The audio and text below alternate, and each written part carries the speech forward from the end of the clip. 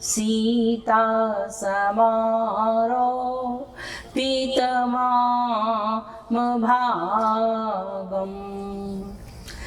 पाणौ महासायकचारुचापं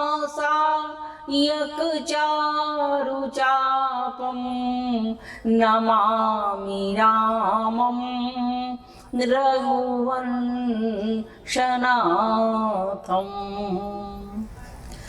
अतुलितबलधामं हेमशैलावदेहं दनुजवनकृशानं ज्ञानिनामग्रगण्यं सकलगुणनिधानं वानराणामधीशं रघुपतिप्रियभक्तं वातजातं नमामि। गुरुर्ब्रह्मा गुरुर्विष्णु गुरुर्देवो महेश्वरा गुरुः साक्षात् परब्रह्म तस्मै श्री गुरुवे नमः। अखण्डमण्डलाकारं व्याप्तं येन चराचरं तत्पदं दर्शितं येन तस्मै श्री गुरुवे नमः। या देवी सर्वभूतेषु मातृरूपेण संस्थिता नमस्तस्यै नमस्तस्यै नमस्तस्यै नमो नमः। सरस्वती महाभागे विद्ये कमललोचने विद्यारूपी विशालाक्षी विद्यां देहि नमस्तुते। वर्णानामृतसंघानां रसानां छन्दसामपि मङ्गलानां च कर्तारौ वन्दे वाणी विनायकौ। जड़ चेतन जग जीव जत सकल राममय जान बंदों सबके पद कमल सदा जो रिजुग पान। श्री तुलसी के पद कमल बार बार सिर नाम रामचरित मानस विमल कथा कहूँ चित चार। बोलिए भक्तवत्सल भगवान की, शंकर भगवान की, आनंद कंद श्री कृष्णचंद्र भगवान की, हंस वाहिनी मैया की।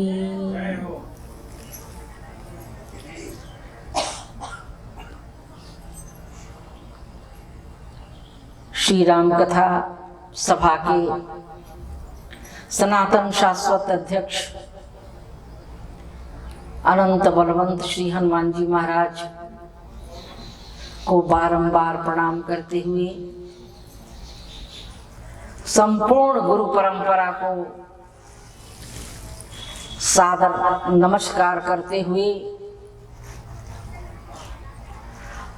संपूर्ण संत वृंद, संपूर्ण भूदेवगण, आए हुए समस्त अतिथिगण, आयोजन में संलग्न समस्त वरिष्ठ कनिष्ठ सहयोगी गण, उपस्थित समस्त महानुभाव, सबका सादर स्नेहिल अभिनंदन करते हुए मैं निवेदन करूं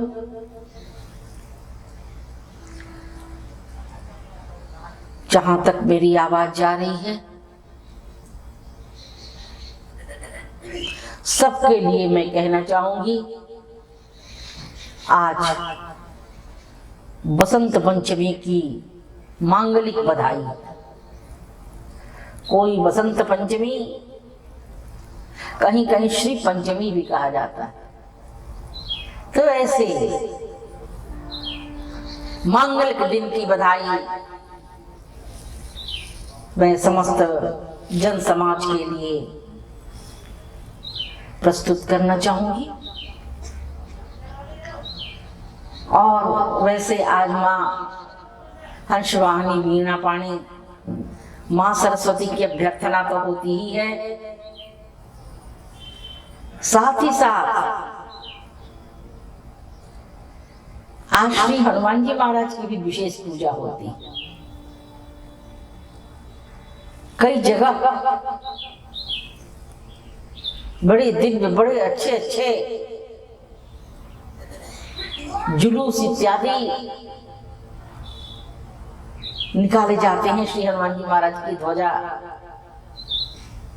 के साथ। और हमारे देवघर में वैद्यनाथ धाम में तो आज एक दूसरा ही स्वरूप मिलता है। बाबा की नगरी है ना, तो शिवरात्रि में तो बाबा का विवाह होता है। अरे विवाह क्या हो रहा है? वागर्था इव संपृक्त वागर्था प्रतिपत्तये जगतः पितरौ वंदे पार्वती परमेश्वर। दोनों में अंतर थोड़े है, दोनों एक ही, पर ये भाव के लिए भगवान शिव की बड़ी विलक्षण बारात निकलती है। देखने के लिए पूरे अंचल से लोग जुटते हैं। लेकिन शिवरात्रि में और आज बसंत पंचमी के दिन बाबा का तिलकोत्सव होता है, तिलक चढ़ाया जाता है। तो ये प्रकार आज का दिन बड़ा दिव्य है। और माता सरस्वती की तो विशेष अभ्यर्थना आज सब प्रकार के लोग, छात्रों से लेकर के मनीषी गण भी। भाई वाग्देवी तो वही है ना,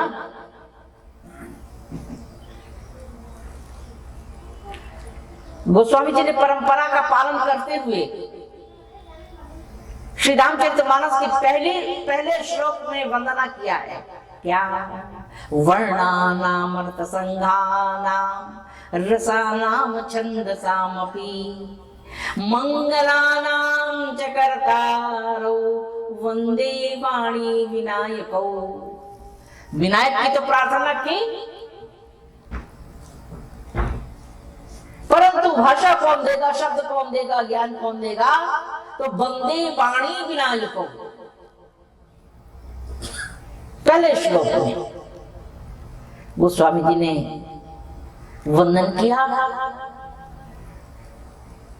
और एक बात कहूं, जैसे कहा जाता है कि श्री हनुमान जी महाराज कथा में सबसे पहले आकर बैठ जाते हैं, वैसे ही स्थिति कुछ मिलती जुलती थोड़ा सा अंतर है माता सरस्वती में भी। अच्छी बात है भाई, आप सब लोग लगे रहते हैं, मुझे बहुत अच्छा लगता है। कोई परिक्रमा में, कोई यज्ञ में, कोई सीताराम जप में, कोई हरे राम राम राम हरे में, कोई गंगा जी के स्नान में, डुबकियों में होड़ लगाकर कौन ज्यादा डुबकी लगा रहा है। तो भाई यहाँ आने का यही तो अभिप्राय है ना। भंडारा का भोजन तो मिल ही रहा है, आश्रम का प्रसाद, लेकिन अपने आने का तो यही अभिप्राय है ना। एक एक मिनट का सदुपयोग, गपशप में इधर उधर की बात मन लगाकर ज्यादा से ज्यादा हम केंद्रित रहे। आइए, श्री राम जय राम जय जय राम।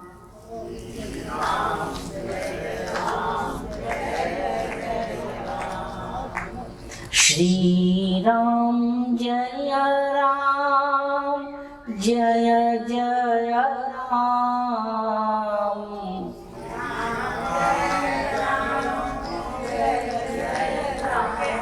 बहुत सुंदर, थोड़ा सा और प्रयास कर दीजिए।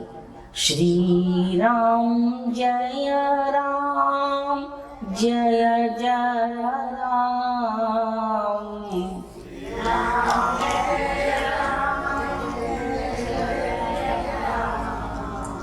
श्री राम जय राम जय जय राम।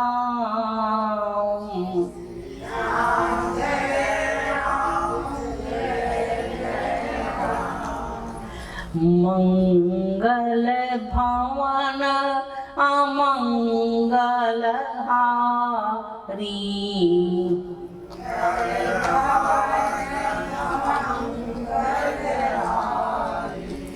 द्रवहु सो दशरथ अजीर बिहारी।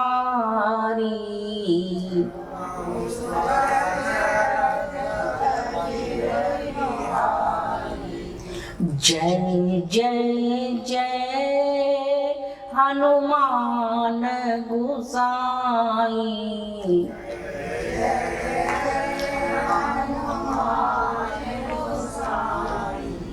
कृपा करहु गुरुदेव की नाई।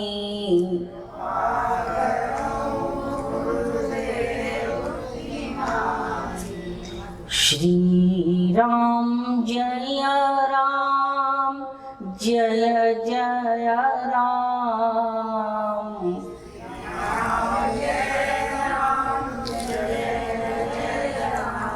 बोलिए भक्तवत्सल भगवान की। मंगल करनी कलिमल हरनी तुलसी कथा रघुनाथ की। गति कूर कविता सरित की जो सरित पावन पाथ की।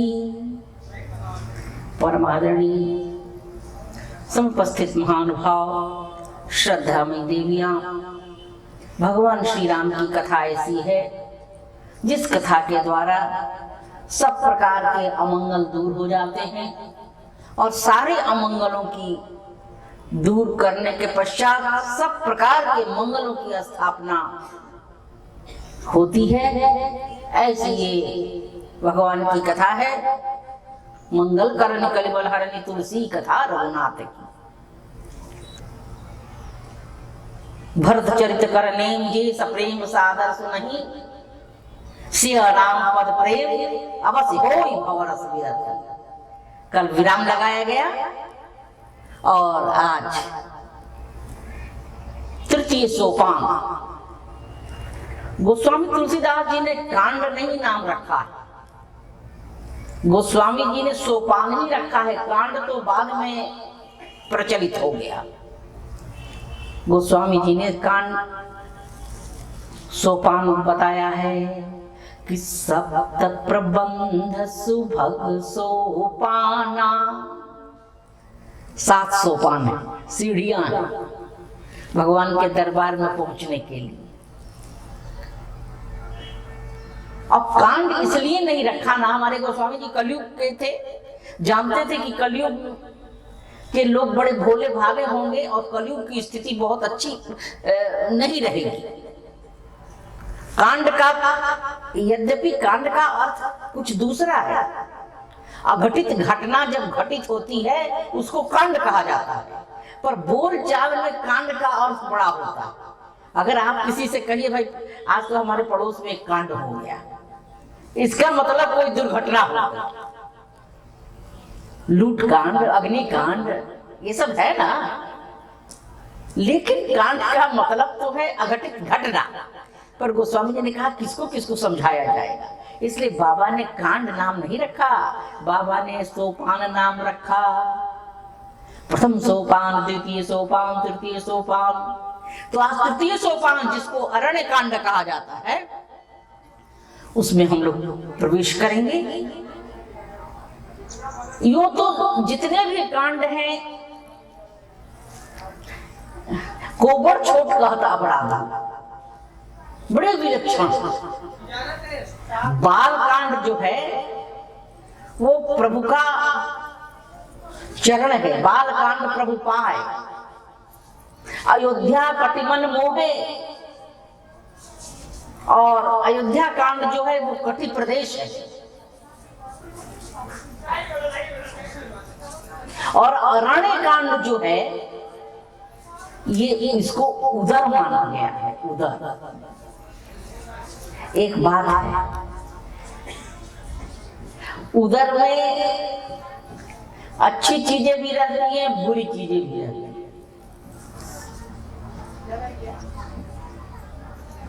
यही स्थिति अरण्य कांड की है, बड़ी बारीक चर्चा है। अरण्य कांड में, अरण्य कांड उदर है, तो जैसे उदर में अच्छी चीजें और बुरी चीजें दोनों रहती हैं, वैसे वही स्थिति अरण्य कांड की है।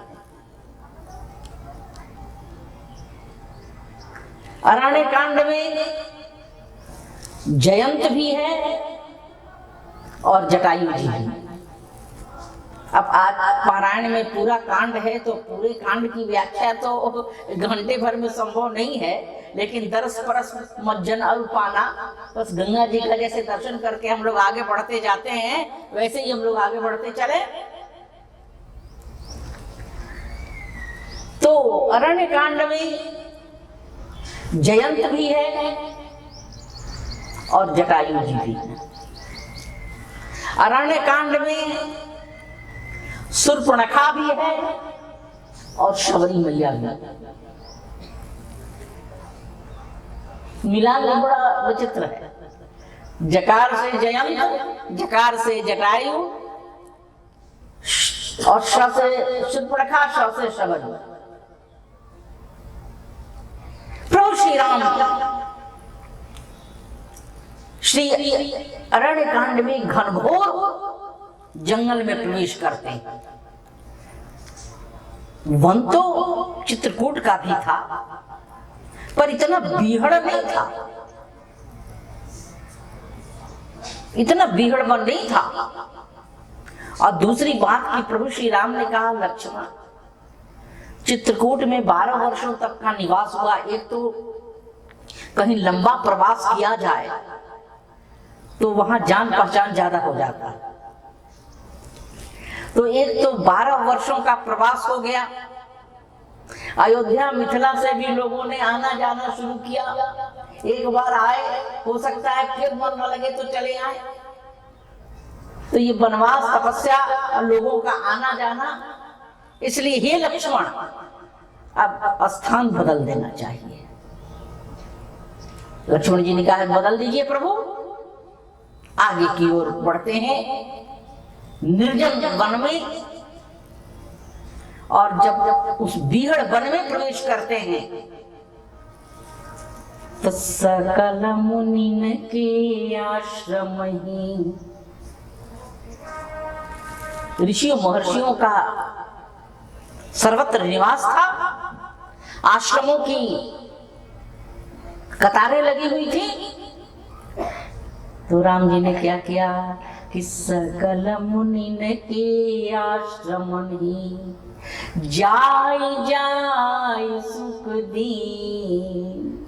हमेशा तो लोग प्रभु के पास आते रहे, लेकिन इस अवतार में भगवान स्वयं लोगों के पास पहुंच रहे हैं। सकल मुनि के आश्रम ही जाय जाय सुख दीन। अब प्रभु ने उन महात्माओं से पूछा, ये भाई ये पहाड़ यत्र तत्र बड़े ऊंचे ऊंचे दिखाई पड़ रहे हैं। तो ऋषियों ने कहा, महाराज, ये पहाड़ पत्थर के नहीं है, बल्कि अस्थि समूह की रघुराया, अब पूछी मुनि न लागी अति दाया। तो किस चीज के हैं? महात्माओं ने कहा, ये हड्डियों के पहाड़। अजी इतने हड्डी कहां से आ गए? तो निश्चर दिकर सकल मुनि खाए। राक्षसों ने जो महात्माओं का भक्षण किया, ये उनकी हड्डियां हैं। सुनि रघुवीर नयन जल छाए, प्रभु श्री राम के नेत्र में आंसू आ गए और श्री राम जी ने उसी समय अपनी भुजाओं को उठा करके कहा कि निशिचर हीन करो मैं, भुज उठा प्रण की। कई लोग मुझसे पूछते हैं, हमने कहा कि कथा में उसका उत्तर मिल जाएगा। कई लोग मुझसे पूछते हैं कि आप हर हर महादेव के समय बंधु लोग को कहती हैं हाथ उठाइए और देवियों को कहती हैं केवल हाथ जोड़े, ऐसा क्यों? अजी हमारा यही विधान है। अब आजकल लोग उठवा रहे हैं, लोग उठा रहे हैं, तो अब किससे किससे क्या कहा जाए। लेकिन शास्त्र को खोलिए, हमारे यहाँ देवियों को एक सीमा से हाथ नहीं उठाना चाहिए, मर्यादा है।